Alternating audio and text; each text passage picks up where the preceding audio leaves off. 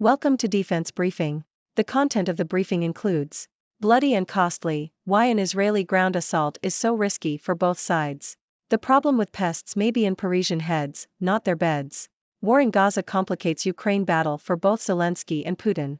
Military briefing, everything you can imagine and worse awaits Israeli army in Gaza. Bottom of barrel, Ukraine's counteroffensive at risk from US aid delays. Bloody and costly, why an Israeli ground assault is so risky for both sides. The Sydney Morning Herald. Israel is expected to launch a ground invasion of the Gaza Strip in response to Hamas attacks. This will escalate the conflict and have broader geopolitical consequences for the region. The invasion is expected to be costly and result in a large number of casualties on both sides. Hamas is embedded within the Gazan population, making it difficult to minimize civilian casualties. Hamas wants Israel to overreact in order to damage its international reputation. Israel's objectives for the ground attack are to recover hostages, punish Hamas, and destroy its warfighting capabilities. The problem with pests may be in Parisian heads, not their beds. New York Times. Paris is gripped by bedbug hysteria, with reports of infestations spreading across the city. However, the number of bedbugs may only be up modestly, with the explosion of national anxiety over them outpacing their growth. Social media has been flooded with videos of bedbugs in cinemas, trains and subways, while politicians have given speeches and held news conferences on the issue. The country's leading bedbug expert has also become a household name. However, some of the calls to exterminators have come from people who do not even have bedbugs.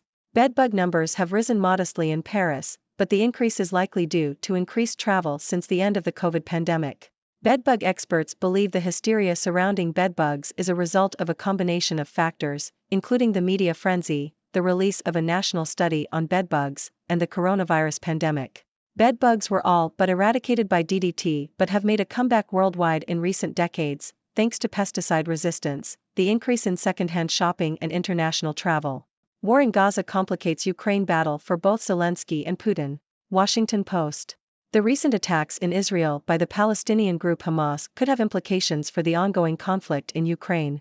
The conflict in Ukraine has dominated global attention for over a year and a half, but a broader conflict in the Middle East could divert Western attention and support away from Ukraine's fight against Russia. Furthermore, a conflict in the Middle East could strain Russia's relationship with Israel, a former economic partner and potential military supplier for Ukraine. Already, Ukraine and Russia are picking sides, with Ukrainian President Volodymyr Zelensky comparing Russian President Vladimir Putin to Hamas and offering support to Israeli Prime Minister Benjamin Netanyahu. Meanwhile, Putin has blamed the situation on the failure of U.S. policy in the Middle East and has not reached out to Netanyahu to offer condolences. The conflict in Gaza comes at a crucial moment for Ukraine, as its allies' patience is being tested and domestic political concerns shift. There are hopes in Washington that linking U.S. aid to Israel and aid to Ukraine could overcome the persistent Republican opposition to the latter, but a regional conflict in the Middle East could complicate this strategy. Military briefing, everything you can imagine and worse awaits Israeli army in Gaza. Financial Times. Israel is preparing for a ground invasion of Gaza as part of its efforts to root out Hamas, the militant group that controls the territory. The invasion is expected to be complex and challenging, with Israeli soldiers facing the threat of bombs and terrorist attacks at every turn. Hamas has been preparing for urban combat and has built a network of tunnels to move fighters and weapons undetected. The Israeli Defense Forces, IDF, will be fighting an enemy that is well prepared and looking to exploit the advantages of urban defense. The IDF will deploy its doctrine of victory, which involves rapidly destroying pre-vetted targets to outpace Hamas and achieve maximum goals. However, the campaign is likely to be bloody and result in significant collateral damage. Israel has developed advanced urban warfare training and techniques, but breaching Hamas defensive lines and tunnels will still be a challenging task. The mission to dismantle Hamas while rescuing Israeli hostages and minimizing civilian casualties is a complex and potentially impossible one for the IDF. The use of air power increases the risk of civilian casualties, while ground troops increase the risk to Israeli soldiers. The Israeli government will have to balance these risks and make difficult decisions. Bottom of barrel, Ukraine's counteroffensive at risk from U.S. aid delays. Financial Times. Ukrainian President Volodymyr Zelensky's plea for more weapons at the NATO summit highlights concerns about dwindling Allied support for Ukraine. The U.S. has been supplying Ukraine with modern weaponry, playing a vital role in supporting Ukraine's war strategy against Russian forces. However, Republican opposition in Washington and the focus on Israel's war against Hamas divert attention and support from Ukraine. Analysts warn that even a temporary pause in U.S. support could impinge on Ukraine's war strategy, potentially relieving the pressure on Russian forces and allowing them to reconstitute their combat power. While the Biden administration has pledged to back Kyiv, a minority of Republicans in Congress have blocked further military and financial aid, leaving Ukraine vulnerable. The war between Israel and Hamas could also complicate matters as Ukraine and Israel may end up competing for certain types of U.S. support. The uncertainty over U.S. military supplies will force Ukraine to rethink its tactics and strategy, leaving it critically dependent on external support, which it needs urgently. EU becomes real player in debt markets but faces investor skepticism. Financial Times. The EU's debt pile is set to reach €900 billion by the end of 2026 as the bloc borrows to fund coronavirus recovery programs and support for Ukraine. However, investors are finding its bonds less attractive than some of those of individual European countries.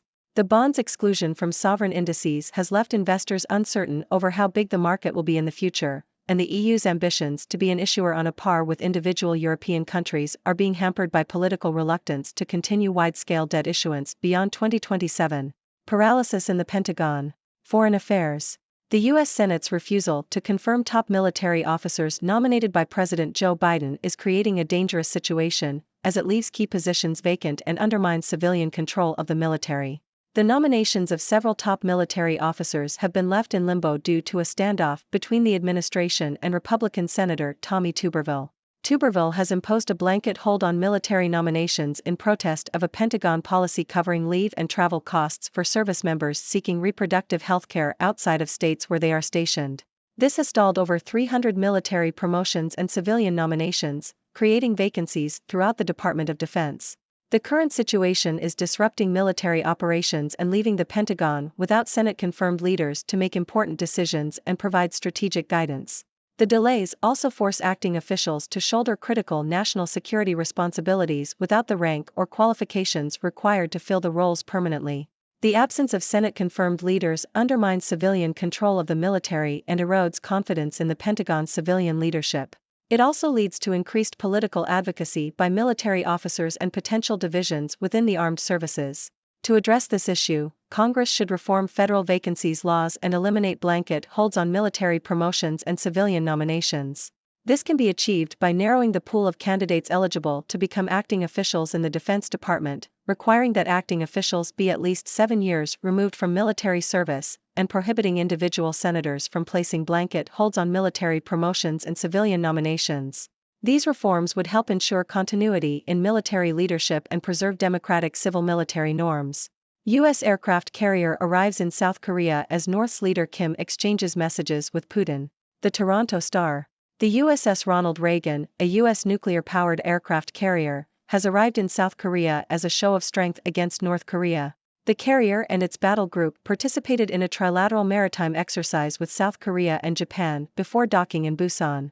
The arrival of the carrier is expected to anger North Korea, which views the deployment of such a powerful military asset as a major security threat. Meanwhile, concerns are growing that North Korea is seeking sophisticated weapons technologies from Russia in exchange for supplying ammunition. North Korean leader Kim Jong-un recently visited Russia to meet with President Vladimir Putin and inspect weapons-making facilities. Korea's Kim wishes Russia's Putin victory against imperialists. Al Jazeera. North Korean leader Kim Jong-un and Russian President Vladimir Putin have exchanged letters, a month after Kim's visit to Russia. The letters were sent to mark the 75th anniversary of bilateral relations between the two countries. In his letter, Kim expressed satisfaction with the talks that took place during his visit and promised to bring relations to a new height. Putin responded by saying that the summit was evidence of the positive development of the bilateral relationship between the two countries. The United States has accused North Korea of providing weapons to Russia for use in Ukraine, but both Pyongyang and Moscow have denied any arms transactions. What is Hezbollah and what happens if it gets involved in the Israel-Hamas conflict? ABC.